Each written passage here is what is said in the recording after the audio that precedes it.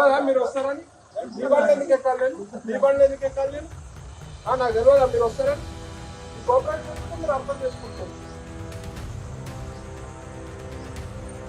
రేపు వచ్చి బయట మీరు తీసుకోవాలి. నడుచుకుంటే పోదాం పదండి. పని ఉందండి. నడుచుకుంటా పోతాను.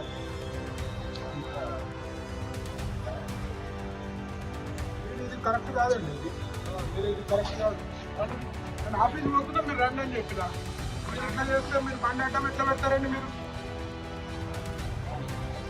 నేను ఆగండి. రండి మీరు రండి. మీరు ఎస్ఐ గారు ఇది కాదు.